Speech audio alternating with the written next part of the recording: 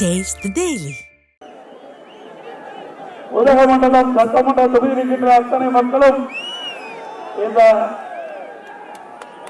பகுதியிலே குழுமி வெற்றி பெறுவதற்கு இங்கே இருக்கின்ற மக்களே சாட்சி.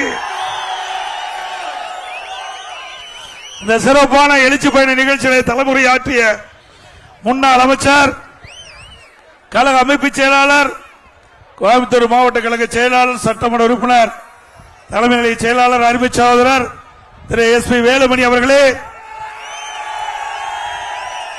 முன்னாள் அமைச்சர், கழக அமைப்பு செயலாளர் அண்ணன் முனைவர் சேமா வேலுசாமி அவர்களே, மரியாதைக்குரிய இந்த மாவட்டத்துடைய மண்ணின் மைந்தார் மாவட்ட கழக செயலாளர் திரு கப்புச்சி டி வினோத் அவர்களே, முன்னாள் அமைச்சர், கழக அமைப்பு செயலாளர் திரு ஏ.கே. செல்வராஜ் அவர்களே, முன்னாள் எம்பி, கழக அமைப்பு செயலாளர் திரு கே.ஆர். அர்ஜுனன் அவர்களே, முன்னாள் அமைச்சர், கழக அமைப்பு செயலாளர் திரு எம். புத்திச்சந்திரன் அவர்களே, கழக வர்த்தகணி தலைவர் திரு பி.ஜி.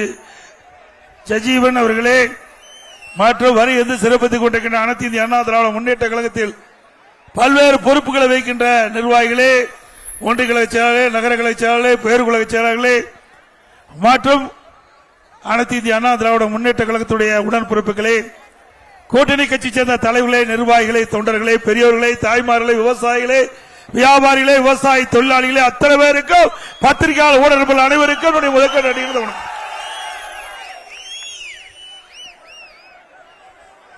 இன்றைக்கு திரு ஸ்டாலின் ஆட்சிக்கு வந்து இந்த உதகமண்டலம் தொகுதிக்கு ஏதாவது செஞ்சிருக்காரா? எந்த ஒரு பெரிய திட்டத்தையாவது கொண்டு வந்து இந்த பகுதி மக்களுக்கு அதனால நன்மை கிடைச்சிருக்குதா? எது இல்லையில. இதே அனைத்து இந்திய அண்ணா திராவிட முன்னேற்ற கழகம் ஆட்சியில் இருந்த பொழுது உங்களுடைய நீண்ட நாள் கோரிக்கை, இந்த பகுதியில் அரசு மருத்துவக் கல்லூரி, மருத்துவமனை வேண்டும் என்று அதை நிறைவேற்றி கொடுத்த அரசாங்கம் அதிமுக நிறைவேற்றி கொடுத்தோம்ல. நான் முதலமைச்சர் இருந்த பொழுது அம்மாவுடைய அரசாங்கம் 400 கோடி ரூபாய் இந்த திட்டத்திற்கு ஒதுக்கீடு செஞ்சு பிரம்மாண்டமான மருத்துவக் கல்லூரி, மருத்துவமனை சிறப்பாக கட்டி கொடுத்தோம்.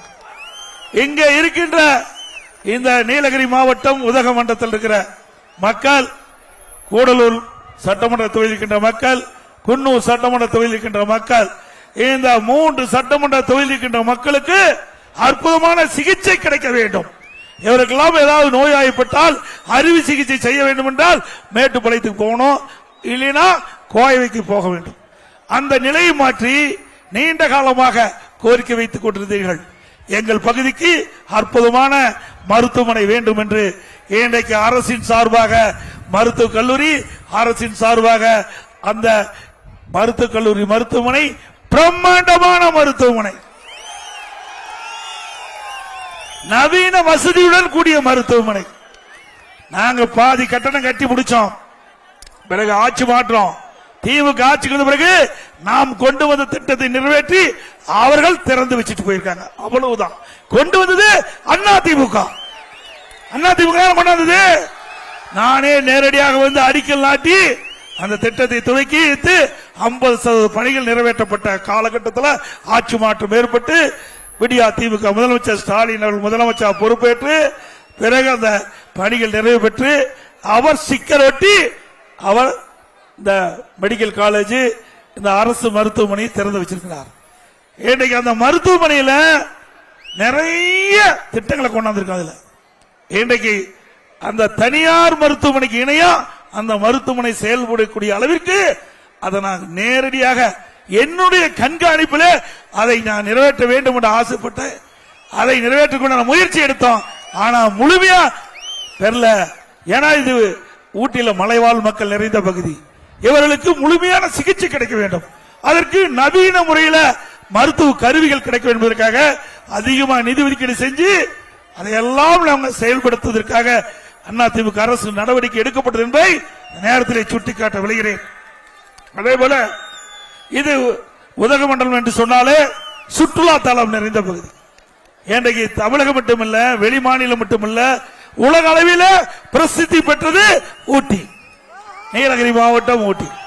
ஆனா திராவிட முன்னேற்ற கழகம் ஆட்சிக்கு வந்த பிறகு இன்றைக்கு பல்வேறு கட்டுப்பாடுகள் விதிக்கப்பட்டு விட்டன. ஒரு குறிப்பிட்ட வாகனம் தான் இந்த ஊட்டிக்கு செல்ல முடியும் இந்த சீசன் டைம்ல. ஆனா இங்க இருக்கின்ற சுற்றுலா நம்பித்தான் இந்த பகுதி மக்கள் அதிகம் பேர் வாழ்வாதாரம் இருக்குது. இங்கே ஊட்டியில கடை வச்சிருக்கிறாங்க, குன்னூர்ல கடை வச்சிருக்கிறாங்க, கூடலூர் கடை வச்சிருக்கிறாங்க. இவர்களெல்லாம் இந்த சீசன் டைம்ல வருகின்ற சுற்றுலா பயணிகள் வருகையை ஒட்டி அதன் மூலமாகத்தான் அவர்கள் வருவாய் கிடைக்குது. அதனாலதான் அவருடைய வாழ்வாதாரம் அந்த ஆண்டு முழுவதும் அந்த சீசன்ல கிடைக்கின்ற வருவாயை வைத்து ஆண்டு முழுவதும் அந்த பணத்தை வைத்துத்தான் அந்த குடும்பத்தை நடத்தி கொண்டிருக்கிறார்கள். ஆனால் திராவிட முன்னேற்ற கழக அரசு இருந்த பொழுது நீதிமன்றம் சென்ற ஒரு காரணத்திற்காக ஒரு குறிப்பிட்ட அளவுதான் சீசன் டைம்ல வாகனம் மேலே செல்ல வேண்டும். இ பாஸ் முறை ஒரு நாளைக்கு 6000 வாகனம் தான் போக முடியும் என்ற ஒரு தீர்ப்பை வழங்கிவிட்டது. ஆனால் விடியா திமுக அரசு, ஸ்டாலின் மாடல் அரசாங்கம் நல்ல மூத்த வழக்கறிஞரை வைத்து உரிய முறையில் வாதாடி இருந்தா அதை தவிர்த்திருக்கலாம். இந்த மக்களுக்கு பிரச்சனை ஏற்பட்டிருக்காது. அதையெல்லாம் கண்டுகொள்ளவில்லை. ஏன்னா சுற்றுலாத்தலம் தான் மிக முக்கியம். அதனாலதான் வருவாய் கிடைக்குது இந்த மக்களுக்கு. ஆனா அதையெல்லாம் கண்டுகொள்ளாத அரசாங்கம் விடியா திமுக அரசு மீண்டும் அண்ணா திமுக ஆட்சிக்கு வந்த பிறகு மேல்முறையீடு செய்யப்பட்டு நீதிமன்றத்தின் மூலமாக மூத்த வழக்கறிஞரை வைத்து உங்களுடைய நீண்ட நாள் கோரிக்கை எங்கே வாகனங்கள் தங்குதல் இல்லாமல் ஊட்டிக்கு வந்து செல்லக்கூடிய ஒரு சூழ்நிலை உருவாக்குவதற்கு அண்ணா திமுக அரசு அமைச்சருடன் முயற்சி மேற்கொள்ளப்படும். அதோட இந்த உதகமண்டல சட்டமன்ற தொகுதியில் இன்றைக்கு ஒரு பக்கம் சுற்றுலா தலம், அதன் மூலமாக மக்களுக்கு வருவாய் கிடைக்குது. மறுபுறம் இன்றைக்கு தேயிலை விவசாயிகள் பயிரிடுறாங்க. அந்த தேயிலை விவசாயிகள் திராவிட முன்னேற்ற கழகம் ஆட்சிக்கு அமைந்த பிறகு கடுமையாக பாதிக்கப்பட்டு விட்டாங்க. பச்சை தேயிலைக்கு அண்ணா திமுக ஆட்சி இருக்கின்ற வரை அதை விலை வீழ்ச்சி அடைகின்ற பொழுது அதற்கு மானியமா ஒரு கிலோவுக்கு 2 ரூபாய் கொடுத்துட்டு இருந்தோம். விடியா திமுக அரசு நிறுத்தப்பட்டு விட்டது. இதனால அந்த தேயிலை உற்பத்தியாளர்கள் கடுமையாக பாதிக்கப்பட்டு விட்டாங்க. மீண்டும் அண்ணா திமுக ஆட்சி வந்த பிறகு இந்த பச்சை தேயிலைக்கு உங்களை அழைத்து பேசி உங்களுக்கு தேவையான மானியத்தை உயர்த்தி கொடுக்கப்படும். விவசாயிகளை வாழ வைக்கின்ற அரசு. அது விவசாயம் என்று சொன்னா காய்கறி பயிரிட்டாலும் விவசாயி, தேயிலை பயிரிட்டாலும் விவசாயி, எல்லாம் உழைப்பாளி. விவசாயி என்றால் உழைப்பாளி, கடினமான தொழில். அப்படிப்பட்ட தொழில் செய்கின்ற அந்த விவசாயிகளுக்கு நியாயமான விலை கிடைக்க வேண்டும். அந்த விலையை அண்ணா திமுக ஆட்சியிலே உங்களுக்கு வழங்குவதற்கான நடவடிக்கை எடுக்கப்படும் என்ற மகிழ்ச்சியான செய்தியை கேட்கிறேன். பச்சை தேயிலை வீழ்ச்சி அடைகின்ற பொழுது அந்த வீழ்ச்சியிலிருந்து அந்த தேயிலை உற்பத்தியாளர் விவசாயிகளை அண்ணா திமுக அரசு காப்பாற்றும். அதேபோல படுகிற மக்கள் பல ஆண்டுகளாக கோரிக்கை வச்சிருக்கிறாங்க, தங்களை பழங்குடியினர் இனத்திலே சேர்க்க வேண்டும், பட்டியலிலே சேர்க்க வேண்டும். அண்ணா திமுக ஆட்சி இருக்கின்ற போது அதற்கு உரிய முறையிலே நாங்கள் நடவடிக்கை எடுத்துக்கிட்டு இருந்தோம். மத்திய அரசுக்கு அண்ணா திமுக ஆட்சிகளை பரிந்துரை செஞ்சோம். இந்த பட்டியலின மக்களை பழங்குடியினர் பட்டியலில் சேர்க்க வேண்டும் என்று மத்திய அரசுக்கு பரிந்துரை செஞ்சோம். விடியா திமுக அரசு ஆட்சி பொறுப்பேற்ற பிறகு திரு ஸ்டாலின் அவர்கள் அதற்கு உரிய நடவடிக்கை எடுக்கல, முயற்சி எடுக்கல. அது அப்படியே நிலுவையில் இருக்கிறது. மீண்டும் உங்களுடைய ஆதரவோடு அடுத்த ஆண்டு நடைபெற்ற சட்டமன்ற பொதுத் தேர்தலில் அண்ணா திமுக வெற்றி பெற்று ஆட்சி அமைந்தவுடன் இந்த படுகரின மக்களுடைய நீண்ட நாள் கோரிக்கை அவர்கள் பழங்குடியினர் பட்டியலை சேர்க்க வேண்டும் என்று அந்த பட்டியலை சேர்வதற்கு மத்திய அரசுக்கு பரிந்துரை செய்து முயற்சி செய்து அதற்கு உங்களான தீர்வு காண்பதற்கு அண்ணா திமுக அரசாங்கம் முழு முயற்சி எடுக்கும்.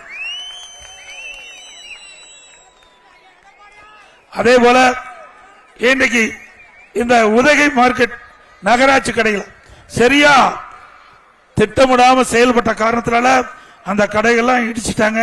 புதிய கடையில் கட்டுமான பணிகள் மந்தமா நடைபெற்று வருகிறது. வியாபாரிகள் பாதிச்சிருக்காங்க. அண்ணா திமுக அரசு அமைந்தவுடன் விரைந்து அந்த கடைகள் கட்டப்பட்டு உரியவர்களுக்கு வழங்கப்படும் என்ற செய்தி இந்த நேரத்தில் தெரிவிக்கிறேன். அது மட்டும் இல்லாம இன்றைக்கு திராவிட முன்னேற்ற கழக அரசு இருக்கின்ற பொழுது நகராட்சி கடைகள் பல மடங்கு வரியை உயர்த்திட்டாங்க. அந்த வரியை குறைக்க வேண்டும் என்று அனைத்து இந்திய அண்ணா திராவிட முன்னேற்ற கழகத்தின் சார்பாக இங்க பெரிய ஆர்ப்பாட்டமே நடத்தணும். அண்ணா திமுக ஆட்சி நடத்தணும்ல. அது மட்டும் இல்ல, அதிமுக ஆட்சி இருக்கின்ற வரை இதற்கெல்லாம் வரிய உயர்த்தல, கடைக்கு வரி உயர்த்தல, வீட்டுக்கு வரி உயர்த்தல. இன்னைக்கு திராவிட முன்னேற்ற கழக ஆட்சிக்கு வந்த பிறகு வீட்டு வரி 100% உயர்த்திட்டாங்க. வீட்டு வரி நகராட்சியில் 100% உயர்த்தப்பட்டு விட்டது. அதே போல கடவரி 150% உயர்த்திட்டாங்க. குடிநீர் வரி உயர்த்தப்பட்டு விட்டது. அதே போல குப்பைக்கு வரி போட்டாங்க. இப்படி இந்த நகராட்சி பகுதியில் வசிக்கின்ற மக்கள் எல்லாம் இன்றைக்கு வரி உயர்வால் கடுமையா பாதிக்கப்பட்டிருக்கிறாங்க. அதே போல பேரூராட்சியில் வசிக்கின்ற மக்களும் இந்த வரி, வீட்டு வரி உயர்வால், கடை வரி உயர்வால், குடிநீர் வரி உயர்வால் இன்றைக்கு கடுமையாக பாதிக்கப்பட்டிருக்க என்பதை நேரத்தில் எண்ணி பார்க்க வேண்டும். இது மட்டும் இல்ல, ஆண்டுக்கு ஒரு முறை 6% வரி உயர்வு. இன்னைக்கு வீட்டுக்கு 100 ரூபாய் ஒரு வரி 100 ரூபாய்னா இந்த ஆண்டு 106 ரூபாய் பண்ணிட்டாங்க. அடுத்த ஆண்டு 112, அதுக்கு 112. இப்படியே இந்த 5 ஆண்டுல 30% உயர்த்திடுவாங்க. திமுக ஆட்சிக்கு வந்த பிறகு போன ஆண்டு வரி உயர்த்தினாங்க, இந்த ஆண்டு 6% உயர்த்திட்டாங்க. கடைக்கு 9% உயர்த்திட்டாங்க. 100 ரூபாய்னா 109 ரூபாய், வீட்டு வரி 100 ரூபாய்னா 106 ரூபாய் உயர்த்தப்பட்டிருக்கின்றது. இதனால கடுமையா பாதிக்கிறாங்க. அதோட மின் கட்டணம், இன்னைக்கு அதிமுக ஆட்சி இருக்கிறதுக்கு மின் கட்டணத்தை உயர்த்தாம இருந்தோம். வீடுகளுக்கும் கடைகளுக்கும் எல்லாத்துக்குமே 67% இன்னைக்கு மின் கட்டணம் உயர்த்தி இருக்கிறாங்க.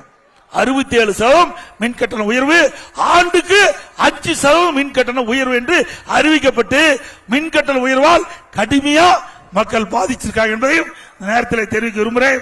அதோட இந்த பகுதியில்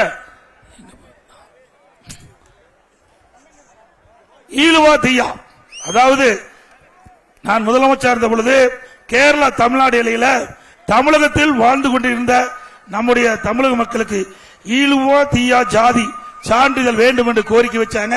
அவர்களுக்கு ஜாதி சான்றிதழ் கொடுப்பதற்கான நடவடிக்கை எடுத்த அரசாங்கம் அதிமுக அரசாங்கம்.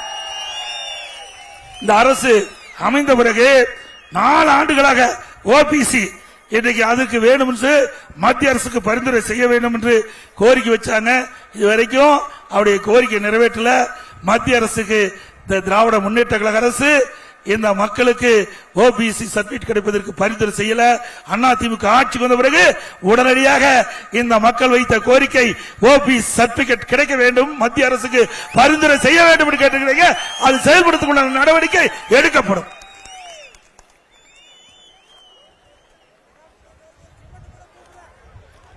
அதே போல நீங்க பாத்தீங்கன்னா இது மட்டும் இல்ல, இன்னைக்கு இந்த ஊட்டி பகுதியில், இந்த நீலகிரி மாவட்டத்தில் புதுசா வீடு கட்டுறீங்க, கடை கட்டணும்னா அனுமதியே கிடைக்கல.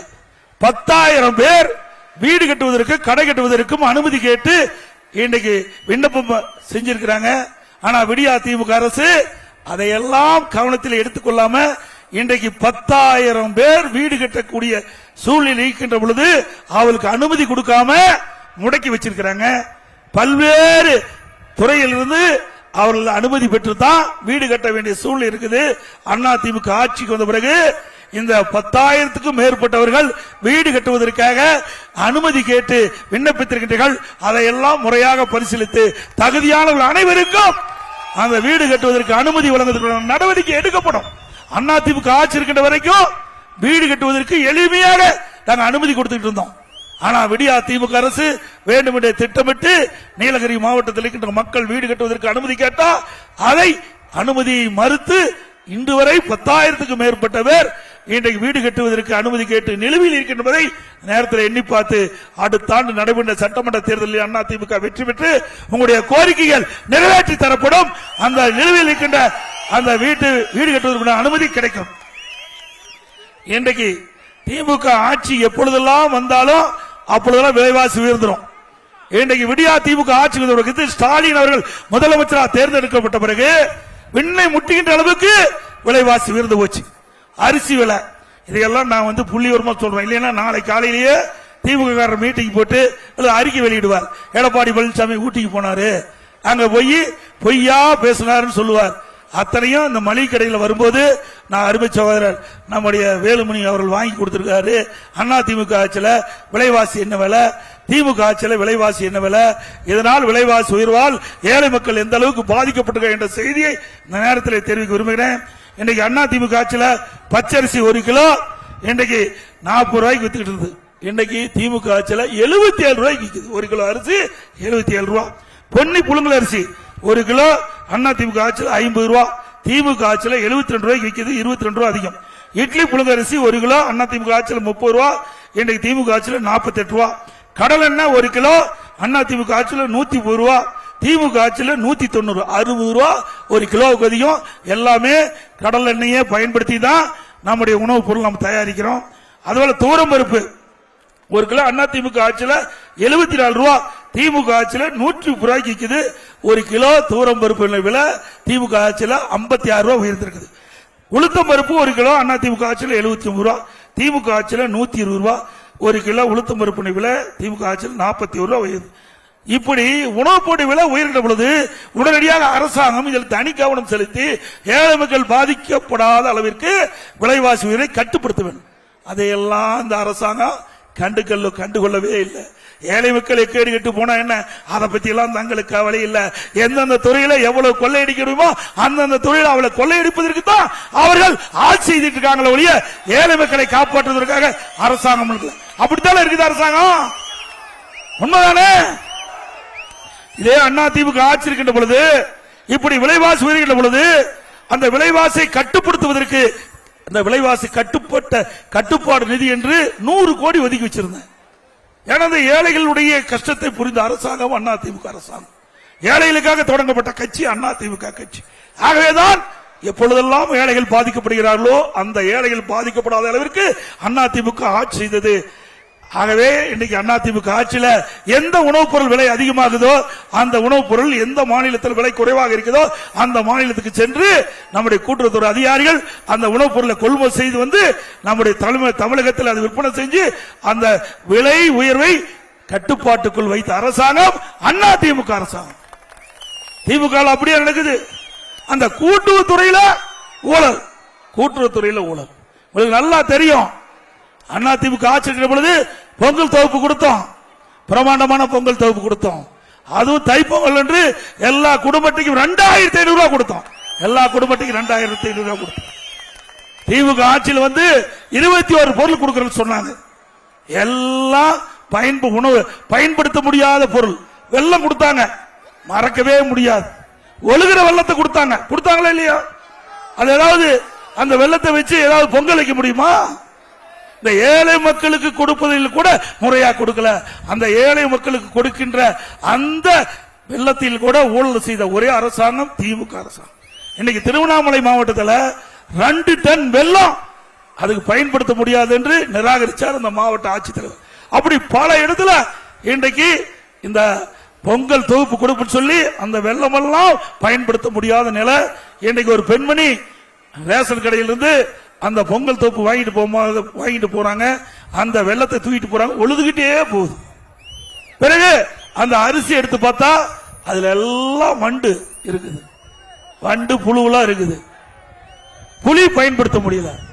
இப்படி ஏழைகளுக்கு கொடுக்கப்படுகின்ற அந்த பொங்கல் தொகுப்பில் கூட ஊழல் செய்கின்ற அரசாங்கம் தொடர வேண்டுமா? தொடர வேண்டுங்களா? அதுவே ஏழை கொடுக்கிறோம், அவங்க கஷ்டத்தில் இருக்கிறாங்க. அப்படிப்பட்ட கஷ்டத்தில் இருக்கின்ற மக்களுக்கு அரசாங்கம் தரமான பொருள் கொடுத்து அவளை வாழ வைக்கணும். அது அண்ணா திமுக ஆட்சியில பொங்கல் தொகுப்பு கொடுக்கப்பட்டது. அதுதான் ஏழைகளை வாழ வைத்து என்பதை நேரத்தில் தெரிவிக்க விரும்புகிறேன். சொல்லிட்டேன். கட்டுமான பொருட்களுடைய விலை உயர்வு உங்களுக்கு நல்லா தெரியும்.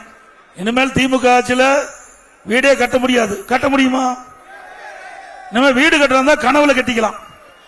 இரவுல நல்லா தூங்கும் போது அழகா வீடு கட்டுறத கனவுல கண்டு மகிழ்ந்துக்கலாம். நனவுல கட்டவே முடியாது, நிஜத்துல வீடு கட்ட முடியாது. இன்னைக்கு அண்ணா திமுக ஆட்சியில இன்னைக்கு ஒரு யூனிட் எம்சாண்ட் 3000 ரூபாய்க்கு வித்தது. இப்ப ஒரு யூனிட் எம்சாண்ட் 5500 ரூபாய்க்கு விற்குது. 2500 ரூபாய் ஒரு எம்சாண்ட். ஒரு யூனிட்டுடைய விலை 2500 ரூபாய் அதிகம். அதே மாதிரி ஒரு யூனிட் ஜல்லி அண்ணா திமுக ஆட்சியில் 2000 ரூபாய்க்கு வித்தது. இன்றைக்கு திமுக ஆட்சியில் 4500 ரூபாய்க்கு விற்குது. ஒரு யூனிட் ஜல்லி 2500 ரூபாய் அதிகம். ஒரு டன் கம்பி அண்ணா திமுக ஆட்சியில் 40000 ரூபாய், திமுக ஆட்சியில் 70000 ரூபாய்க்கு விற்குது. ஒரு டன் கம்பியுடைய விலை உயர்வு 30000. ஒரு செங்கல் அண்ணா திமுக ஆட்சியில் 6 ரூபாயிலிருந்து 8 ரூபாய் இருந்தது. திமுக ஆட்சியில் 8 ரூபாயிலிருந்து 12 ரூபாய் உயர்ந்து போச்சு. அதே போல சிமெண்ட் அதிமுக ஆட்சியில வெளி மார்க்கெட்ல 240 ரூபாய், திமுக ஆட்சியில வெளி மார்க்கெட்ல 350 ரூபாய். ஒரு மூட்டை சிமெண்ட் 110 ரூபாய் விலை உயர்வு. இவ்வளவு விலை உயர்ந்தா எப்படி சாதாரண மக்கள், ஏழை மக்கள் வீடு கட்ட முடியும்? கட்ட முடியுமா? நீங்களே இவ்வளவு விலை உயர்வு. இதெல்லாம் என்ன காரணம்? எல்லாத்திலையும் கமிஷன். கமிஷன், சிமெண்ட் மூட்டையில கமிஷன், கம்பியில கமிஷன். அதுபோல இப்போ ஜல்லி, இன்னைக்கு ஜல்லி எம்சாண்ட் உற்பத்தி பண்ணோம்னா ஒரு டன்னுக்கு 100 ரூபாய் லஞ்சம் கேட்கிறாங்க. திமுக இந்த 2 நாளா எல்லா குவாரி உரிமையாளரையும் மிரட்டிட்டு இருக்காங்க. திரு ஸ்டாலின் அவர்களே, வேண்டுமென்றே திட்டமிட்டு ஏழை மக்கள் ஏற்கனவே கஷ்டப்படுத்திட்டு இருக்கிறீங்க. இன்றைக்கு இந்த கட்டுமான பகுதி விலை விண்ணை முட்டுகிற அளவுக்கு உயர்ந்து போச்சு. மேலும் ஒரு யூனிட்டுக்கு 450 ரூபாய், ஒரு டன்னுக்கு 100 ரூபாய்னா 4 டன் ஒரு யூனிட் ஜல்லி உற்பத்தி ஆகுது. அப்படின்னா ஒரு யூனிட்டுக்கு 450 ரூபாய் லஞ்சம் கேட்டா இந்த லஞ்சத்தை எப்படி வாங்குவாங்க? விலை உயர்த்தி தான் மக்கள்கிட்ட வாங்க முடியும். ஆக திமுக அரசாங்கம் இதை கைவிட வேண்டும். இல்லாவிட்டால் சட்டப்படி அடுத்த ஆண்டு ஆட்சி அமைந்த பிறகு இதெல்லாம் எந்தெந்த அதிகாரிகள் தலையிட்டார்களோ, இதுக்கு யார் யாரு சம்பந்தப்பட்டார்களோ அவர்களெல்லாம் சட்ட நீதியாக நடவடிக்கை எடுக்கணும். நேற்று தினம்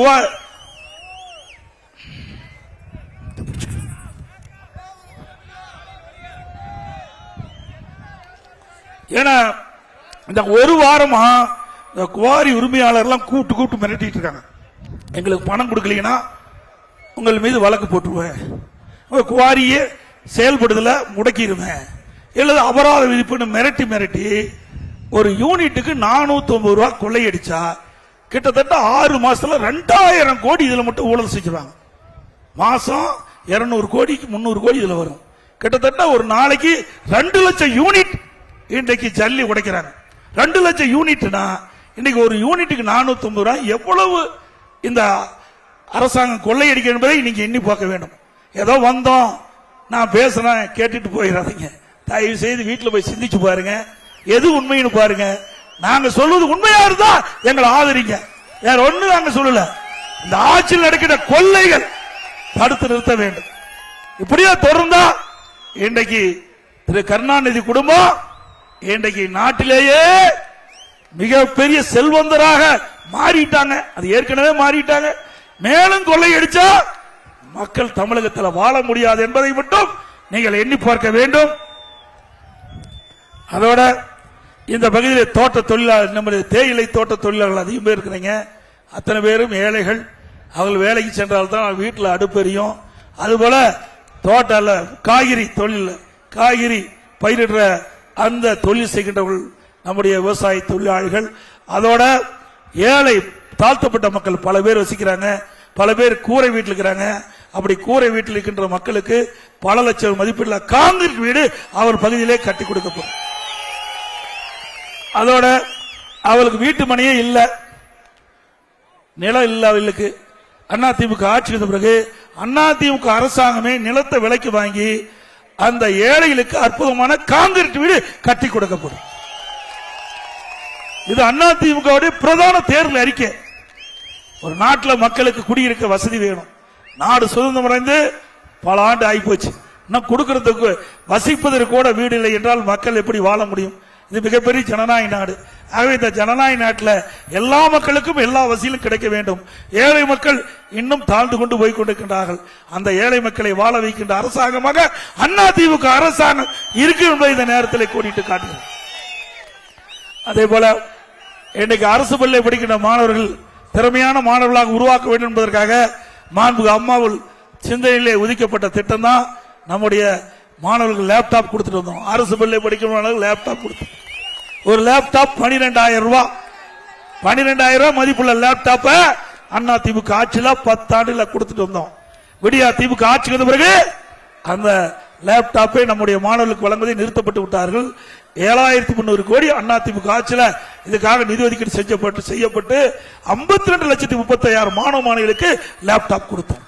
52,30,000 மாணவர்களை திறமையான மாணவர்களாக உலகத்தரத்திற்கு ஏற்ற கல்வி அந்த மாணவர்களுக்கு கிடைக்க வேண்டும் என்ற அடிப்படையில் அதிமுக ஆட்சியில் கொடுத்தோம். குடிசையிலே வாழ்கின்றவர்கள், சாதாரண மூட்டை தூக்குகின்றவர்கள், சலவை தொழிலாளி, இப்படி தேயிலை தோட்ட தொழிலாளி, தாழ்த்தப்பட்ட மக்கள், அந்த குடும்பத்தில் இருந்த மாணவ மாணவி கூட அற்புதமான கல்வி கிடைக்கும் என்பதற்காக மாண்புமிகு அம்மாவர்கள் இந்த லேப்டாப் நம் மாணவர்களுக்கு வழங்கப்பட்டு வந்த திட்டத்தை நிறுத்தினார்கள். மீண்டும் அதிமுக ஆட்சிக்கு வந்த பிறகு நம்முடைய மாணவ செல்வங்களுக்கு இந்த லேப்டாப் கொடுக்கப்பட்டு திறமையான மாணவர்களாக உருவாக்கப்படும். அதே போல இன்றைக்கு அதிமுக ஆட்சியில் இன்றைக்கு ஏழை அரசு பள்ளி படிக்கிற மாணவர்கள் 2017-18 இந்த நீட் தேர்வுல 7 பேர் தான் 8 பேர் தான் தேர்ச்சி பெற்று மருத்துவர் ஆனாங்க.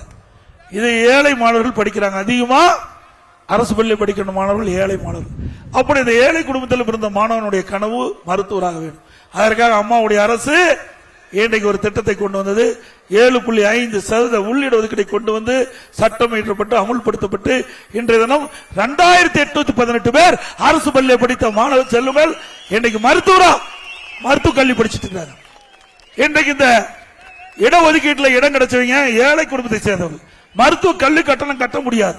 உடனே என்னுடைய கவனத்திற்கு கொண்டு வந்தவுடன் அந்த இடஒதுக்கீட்டில் தேர்வு செய்த அந்த மாணவர்களுக்கு அந்த மருத்துவ கல்வி கட்டணத்தை அரசாங்கமே ஏற்றுக்கொள்ளும் என்று சொல்லி ₹1 செலவு இல்லாம இன்றைக்கு அந்த இடஒதுக்கீட்டில் தேர்வு செய்யப்பட்ட மாணவர்கள் இன்றைக்கு மருத்துவ கல்வியை பயின்று இருக்கிறாங்க. இது அதிமுக ஆட்சியுடைய சாதனை. எதற்காக சொல்லிட்டால் ஒரு அரசாங்கம் எப்படி செயல்பட வேண்டும் என்பதற்கு உதாரணமாக இருந்த அரசாங்கம் அதிமுக அரசாங்கம். ஸ்டாலின் ஏதோ பேசுறார், என்ன சாதிச்சிருக்கார்? அதாச்சும் சாதிச்சிருக்கார். எவ்வளவு? 4,38,000 கோடி கடன் வாங்கி சாதிச்சிருக்கார். இந்தியாவிலேயே கடன் வாங்குவதில் முதல் மாநிலம் தமிழ்நாடு. எல்லாத்திலையும் முதலிடம் வரலாம், ஆனா கடன் வாங்குனதுல முதலிடம் நம்முடைய ஸ்டாலினுடைய அரசாங்கம் தான் முதலிடத்தில் வைக்குது. அது மட்டும் இல்ல, இந்த ஆண்டு 1 லட்சம் கோடி கடன் வாங்க போறாங்க. ஆக 5 ஆண்டு திராவிட முன்னேற்ற கழக ஆட்சி நிறைவு பெறுகின்ற பொழுது 5,38,000 கோடி கடனை பாய்ச்சிட்டு போறார். ஆக இதே ஸ்டாலின் அவர்கள் எதிர்கட்சி தலைவராக இருக்கும் போது அப்ப அறிக்கை வெளியிட்டார்.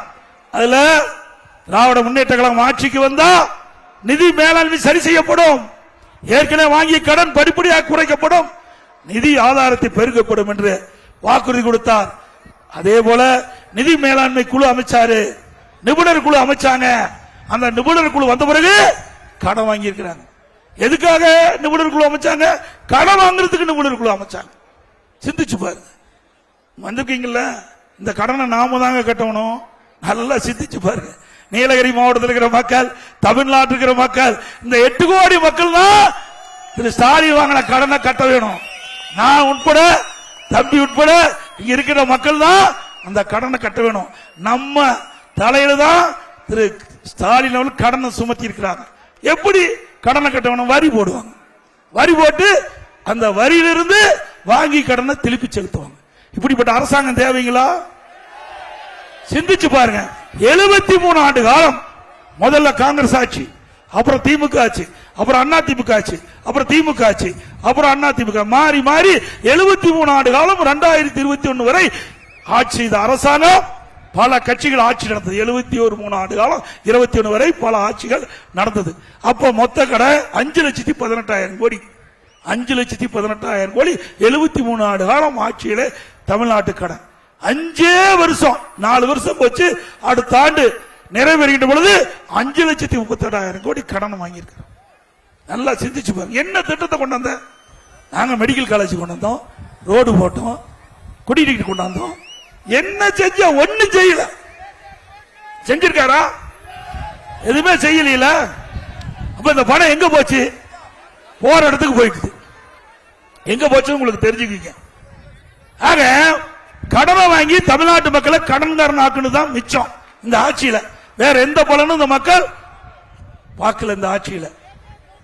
அது மட்டும் இல்ல, இன்னைக்கு திராவிட முன்னேற்ற கழகம் ஆட்சிக்கு வந்த பிறகு ஊழல், எல்லா துறையிலும் ஊழல். ஊழல் நடக்காத துறையே இல்லை. உண்மைதானே? எங்கேயாவது எந்த டிபார்ட்மெண்ட்டுக்காக போய் நீங்க மனு கொடுத்தா உடனே நடக்குதா? அப்ப உங்களுடன் ஸ்டாலின் ஒரு விளம்பரம் எடுத்தா, உங்களுடன் ஸ்டாலின் இது மாதிரி அடிச்சு இதுல 46 பிரச்சனை இருக்குதான். எவ்வளவு? கண்டுபிடிச்சிருக்கார். 4 வருஷமா திரு ஸ்டாலின் ஆட்சி செஞ்சு கண்டுபிடிச்சது 46 பிரச்சனை கண்டுபிடிச்சிருக்கார். பிரச்சனை தீர்க்கல. ஒரு நாட்டுடைய முதலமைச்சர் எதற்காக தேர்ந்தெடுப்பாங்க? மக்களுடைய பிரச்சனை தீர்க்க முதலமைச்சரா தேர்ந்தெடுப்பாங்க. ஆனா நாட்டுடைய பிரச்சனை கண்டுபிடிச்ச ஒரே முதலமைச்சர் இந்தியாவில் தமிழ்நாடு முதலமைச்சர் ஸ்டாலின் ஒருத்தர் தான். 46 பிரச்சனையும் வீடு வீடு அதிகாரிகள் வந்து உங்களை சந்திச்சு உங்களுக்கு என்ன பிரச்சனை கேட்டு நீங்க அந்த பிரச்சனையை மனு மூலமா கொடுத்தா அந்த அதிகாரி போய் சம்பந்தப்பட்ட அலுவலுக்கு அனுப்பிச்சு பிரச்சனை தீர்ப்பாங்களாம். இன்னும் இருக்கிறது 7 மாசம் தான் ஆயுள் காலம். இந்த 7 மாசத்துல பிரச்சனை தீர்க்க முடியுமா? ஏன்னா அடுத்த ஆண்டு நடைபெற்ற சட்டமன்ற பொதுத் தேர்தலை முன்னிட்டு வேண்டுமென்றே திட்டமிட்டு மக்களை ஏமாற்றி கவர்ச்சிகரமாக பேசி இன்றைக்கு உங்களுடைய வாக்குகளை பெறுவதற்காக ஸ்டாலின் இப்படிப்பட்ட ஒரு நாடகத்தை அரங்கேற்றினார். ஏற்கனவே இதே மாதிரி திரு ஸ்டாலின் அவர் எதிர்க்கட்சி தலைவராக இருந்தார். நான் முதலமைச்சர் இருந்த பொழுது அப்ப என்ன பண்ணாரு? ஊர் ஊரா போனார். எல்லா பக்கம் போனார்ல, எல்லா தொகுதியிலையும் திரு ஸ்டாலின் போனாரு, உதயநிதி ஸ்டாலின் போனாரு, திமுக எம்எல்ஏ போனாங்க. திமுக நிர்வாகி போய் அங்க ஒரு திட்டு இருந்தா அது மேல பாய் விரிச்சு போட்டு அமர்ந்து அதுக்கு முன்னாண்ட அங்க பெட்ஷீட்டை போட்டு அங்க இருக்கிற ஊர் மக்களை எல்லாம் அழைச்சு அமர வச்சு உங்களுக்கு என்ன பிரச்சனை, சொந்த பிரச்சனை சரி ஊர் பிரச்சனை சரி நீங்க அந்த மனுவா எழுதி நான் கொண்டு வந்த பெட்டியில நீங்க போடுங்க. நான் பெட்டியை பூட்டி சீலை வச்சு வீட்டுக்கு எடுத்து பத்திரமா போய் வச்சிருக்கிறேன். திமுக ஆட்சி வந்த பிறகு சீலை உடைச்சு பெட்டியை திறந்து மனுவை எடுத்து உங்களுடைய குறையை தீர்க்கிற நாள் தீர்த்தாரா? எப்படி ஆசை காட்டி ஓட்டு வாங்கினார் பாத்தீங்களா? லாஸ்ட் டைம் மக்களை எப்படி ஏமாத்துறீங்க?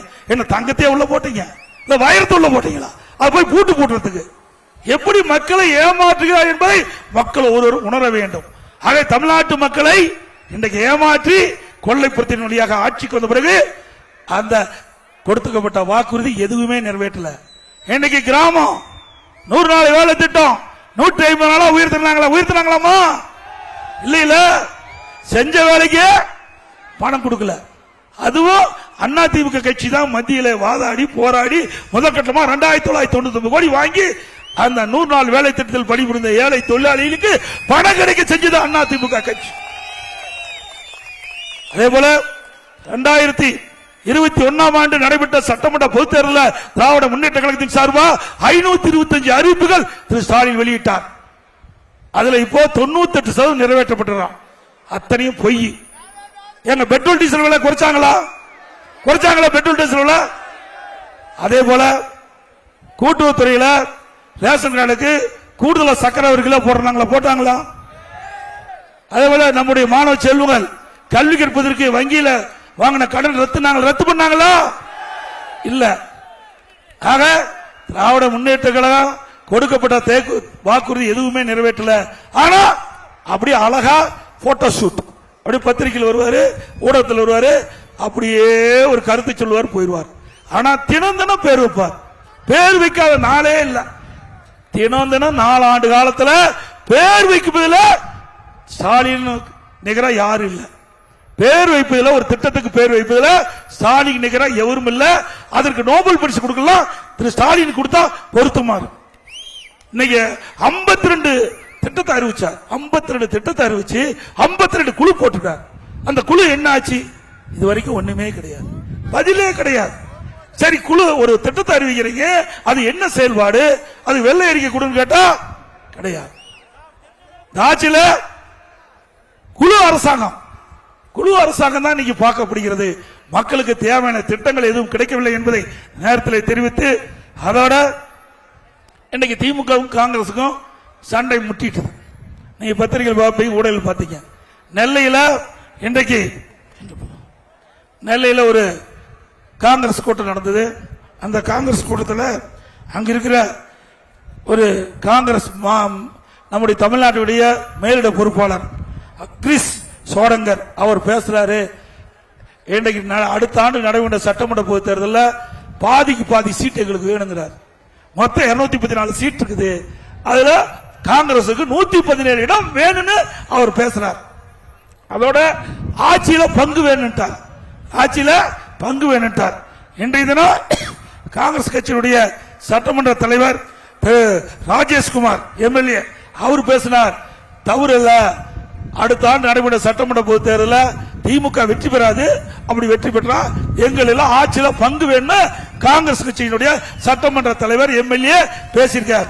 ஆக அங்க கூட்டணிக்குள்ள விரிசல் ஏற்பட்டு விட்டது. ஆக ஆட்சியில பங்கு வேண்டும் என்று கோஷம் எழுப்பப்பட்டு விட்டது. திமுக கூடாரம் காலியாக போகுது. ஏன்னா எத்தனை நாளைக்கு வீட கொள்ளையடிச்சிட்டு இருப்பாங்க. அவரு வேடிக்கை பார்த்து பார்த்து சலிச்சு போச்சு பாவம். அதனாலதான் காங்கிரஸ் கட்சிக்காரர் விழித்துக் கொண்டு அடுத்த ஆண்டு நடைபெற்ற சட்டமன்ற பொதுத் தேர்தலில் எங்களுக்கு கூடுதலான இடம் வேணும், ஆட்சி அதிகாரத்தில் பங்கு வேணும் கோரிக்கை வச்சிருக்கிறாங்க. அதுவும் இன்றைக்கு எல்லா பத்திரிகையிலும் வந்திருக்குது. அதோட காங்கிரஸ் கட்சியினுடைய முன்னாள் தலைவர் அவர் பேசியிருக்கார். அழகிரி, திரு KS அழகிரி அவர்கள் 4 நாளைக்கு முந்தி பேட்டி கொடுத்திருக்கிறார். அதுல என்ன தப்பு?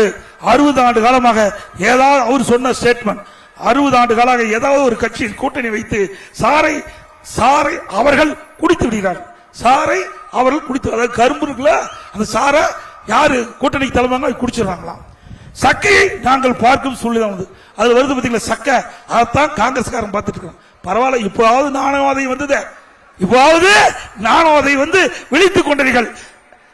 அதே போல அரசாங்கத்திலும் ஆட்சியில் நாங்கள் பங்கு பெறுவோம் என்பது காங்கிரஸ் கட்சியின் நிலைப்பாடு அப்படின்னு ஏற்கனவே காங்கிரஸ் கமிட்டியுடைய முன்னாள் தலைவர் மரியாதைக்குரிய KS அழகிரி இன்றைக்கு ஒரு பேட்டியிலே கொடுத்திருக்கிறார். ஆக காங்கிரஸ் திமுக கூட்டணியிலே விரசல் ஆரம்பமாகிவிட்டது என்பது தெளிவாக தெரிகிறது. இன்றைக்கு பாத்தீங்கன்னா நாட்டில் பணத்தை திருடுவாங்க, நகை திருடுவாங்க, இப்ப கிட்னி திருட ஆரம்பிச்சுட்டாங்க. கேவலமான அரசாங்கம், கேவலமான அரசாங்கம் தானே. நான் சொல்லணும் தவறா நினைக்க வேண்டாங்க. யாராவது திமுக நடத்துற மருத்துவமனையில் போய் அறுவை சிகிச்சை செஞ்சிருந்தீங்களா? உடனடியா ஒரு நல்ல மருத்துவமனைக்கு போய் ஸ்கேன் பண்ணி பாத்துங்க, உள்ள இருக்கிற உறுப்பெல்லாம் இருக்குதா இல்லையான்னு பாத்துங்க.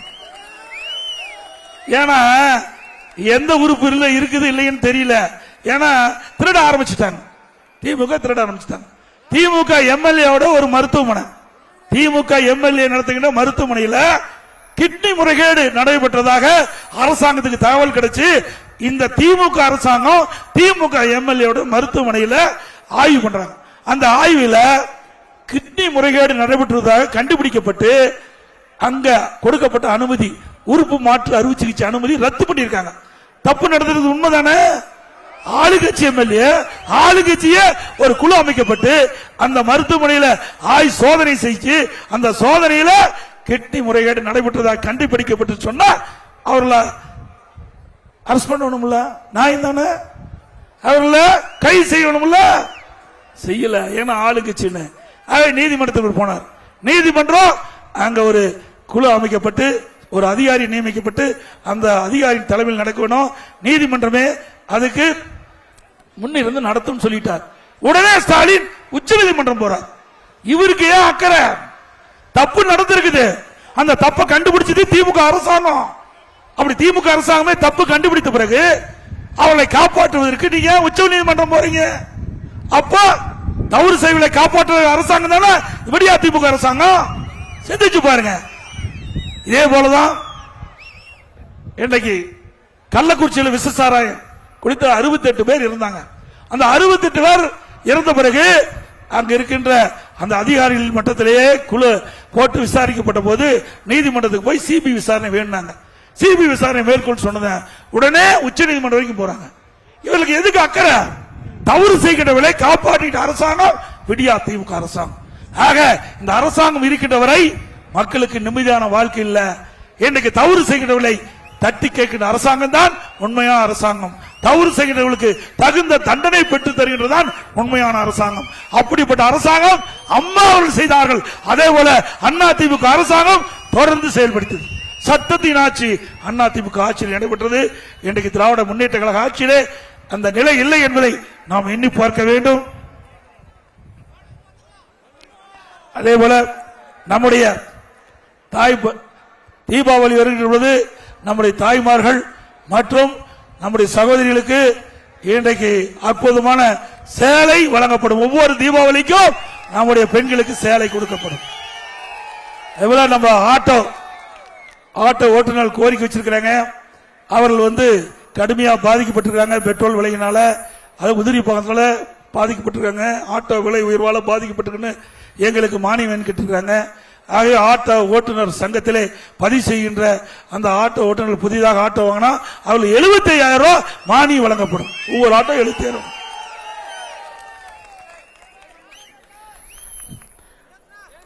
அண்மையில் ஸ்டாலின் வெளிநாடு போனார், ஜெர்மன் நாட்டுக்கு போனார். அப்ப போகும்போது பேட்டி கொடுத்தார்.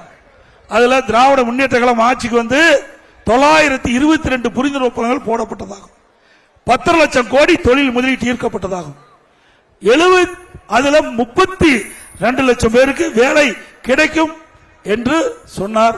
அதுல 77% புரிந்துணர்வு ஒப்பந்தங்கள் நிறைவேற்றப்பட்டதா செய்தி சொன்னார். எங்க புரிந்துணர்வு ஒப்பந்தம் போடுறோம்னா 2 அரசாங்கமும் அந்த தொழில் செய்கின்ற அந்த முதலாளியும் ஒரு ஒப்பந்தம் போடாங்க. ஒப்பந்தம் போட்ட உடனே எந்த தொழிலும் வராது. ஒப்பந்தம் போட்ட பிறகு நிலம் எடுக்க வேணும், அதுக்கு தேவை நிதி கிடைக்க வேணும். இதையெல்லாம் செய்வதற்கு 2 வருஷம் ஆயிரும். நானும் முதலமைச்சராக இருந்தவன். அதனால போட்ட உடனே எந்த தொழிலும் பயன்பாட்டுக்கு வராது. ஆனால் வேண்டுமென்றே திட்டமிட்டு மக்களை ஏமாற்றுவதற்காக திரு ஸ்டாலின் அவர்கள் இப்படி ஒரு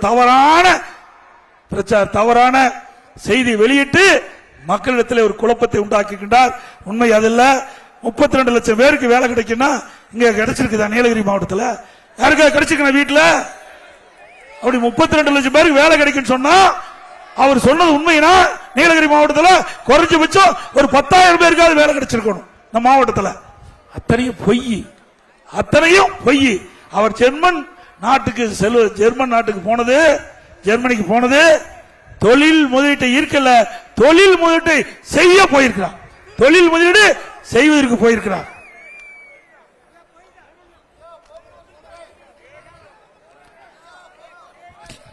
அதே போல உதகமண்டல சட்டமன்ற தொகுதியில் அதிமுக ஆட்சியில் பல்வேறு திட்டங்களை நிறைவேற்றிக்கிறோம்.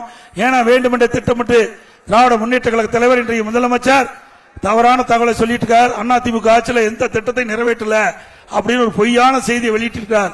அதிமுக ஆட்சியில் இந்த உதகமண்டல சட்டமன்ற தொகுதியில் பல்வேறு திட்டங்களை நிறைவேற்றப்பட்டிருக்கிறோம்.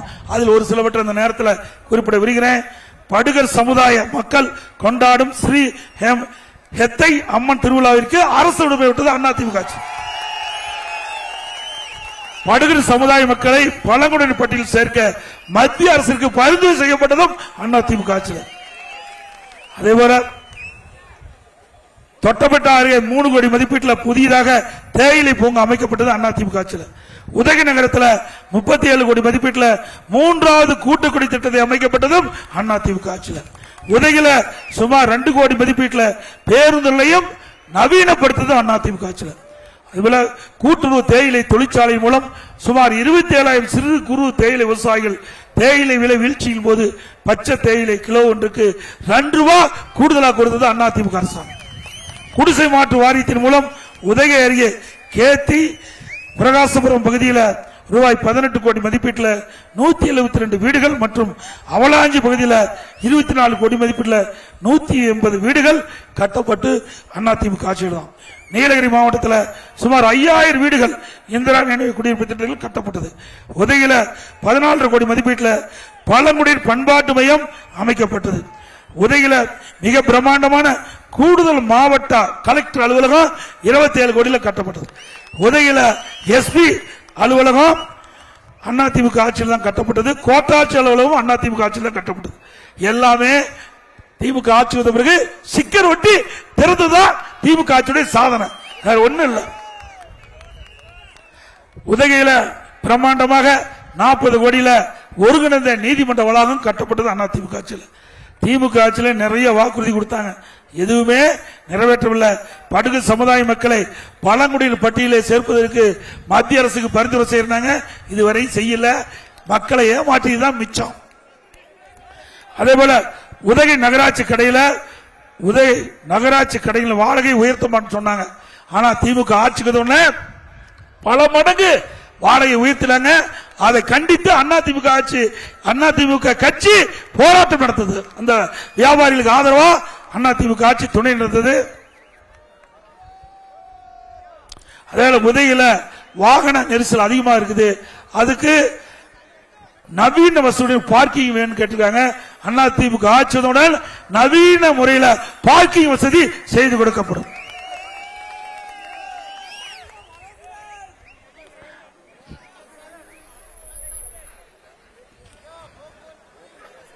கவனிக்கப்படும். இப்படி அனைத்து இந்திய அண்ணா திராவிட முன்னேற்ற கழக ஆட்சியில பல்வேறு திட்டங்களை கொண்டாந்து நாங்கள் நிறைவேற்றிருக்கிறோம். இது உங்களுக்கு எல்லாத்துக்குமே தெரியும். இன்னைக்கு அதிமுக ஆட்சி தான் மக்களுக்கு தேவையான திட்டங்களை கொண்டு வந்து நிறைவேற்றப்பட்ட ஒரே ஆட்சி அனைத்து இந்திய அண்ணா திராவிட முன்னேற்ற கழக ஆட்சி. சட்ட ஒழுங்கை பராமரிப்பதும் அதிமுக ஆட்சி தான் முதன்மையா விளங்கியது. எங்க பார்த்தாலும் போதைப் பொருள் விற்பனை, அதை கட்டுப்படுத்த முடியாத அரசாங்கம் விடியா திமுக அரசாங்கம் என்பதை நேரத்தில் தெரிவித்து இந்த எழுச்சி பயணம் சிறப்பாக நடைபெறுவதற்கு துணை நின்ற மரியாதைக்குரிய கழகத்தினுடைய நிர்வாகிகள் திரு அனந்தகிருஷ்ணன் அவர்களே, திரு பால நந்தகுமார் அவர்களே, திரு தேவநாடு லட்சுமணன் அவர்களே, திரு எல் கண்ணபுரான் அவர்களே, திரு பி சதீஷ் போஜன் அவர்களே, திரு வி கோபாலகிருஷ்ணன் அவர்களே, திரு டி கே தேவராஜ் அவர்களே, உதகை நகர கழக செயலாளர் திரு கே சண்முகம் அவர்களே, உதகை கிழக்கு ஒன்றிய செயலாளர் திரு பெல்லி அவர்களே, ஒன்றிய கழகத்துடைய செயலாளர்கள் திரு பா குமார் அவர்களே, திரு ஆர் எஸ் வசந்தராஜன் அவர்களே, திரு பி ராஜேஷ் அவர்களே, பேரூர் கழக செயலாளர்கள் திரு பி ஜெய் என்கிற ராதாகிருஷ்ணன் அவர்களே, திரு சோலூர் எஸ் மூர்த்தி அவர்களே, திரு பி தர்மராஜ் அவர்களே, திரு எம் சிவராஜ் அவர்களே, மற்ற கழகத்துடைய சார்பணி நிர்வாகிகள் திரு டி எல் குண்டன் அவர்களே, திரு பி ராஜகோபால் அவர்களே, திரு பி அக்கீப் பாபு அவர்களே, திரு என் சிவகுமார் அவர்களே, திரு வி விசாந்த் அவர்களே, திருமதி மாலினி பிரபாகரன் அவர்களே, திரு என் கண்ணன் அவர்களே, நம்ம கூட்டணியில் அங்கம் வைக்கின்ற பாரதிய ஜனதா கட்சியினுடைய மாவட்ட தலைவர் திரு ஏ தர்மன் அவர்களே, மற்றும் பாரதிய ஜனதா கட்சியிலே பல்வேறு பொறுப்புகளை வைக்கின்ற நிர்வாகிகளே, தமாக மாவட்ட தலைவர் திரு மனோஜ் காலனி அவர்களே, ஐஜேகே மாவட்ட நிர்வாகிகளே, புரட்சி பாரத கட்சியுடைய நிர்வாகிகளே, மற்றும் நம்ம கூட்டணியில் அங்கம் வைக்கின்ற கட்சியுடைய நிர்வாகிகளே, தொண்டர்களே, வரியிருந்து சிறப்பித்த அத்தனை நல்ல உள்ளங்களுக்கு மீண்டும் ஒருமுறை நன்றி தெரிவிக்கிறேன். அடுத்த ஆண்டு நடைபெறுகின்ற சட்டமன்ற பொதுத் தேர்தலிலே அனைத்து இந்திய அண்ணா திராவிட முன்னேற்ற கழக வேட்பாளருக்கு 2 லட்சத்திலே வாக்களித்து வெற்றி பெற செய்ய வேண்டுமா அன்போடு கேட்டுக்கொள்கிறேன். இன்றைக்கு மக்களை காப்போம், தமிழகத்தை மீட்போம்,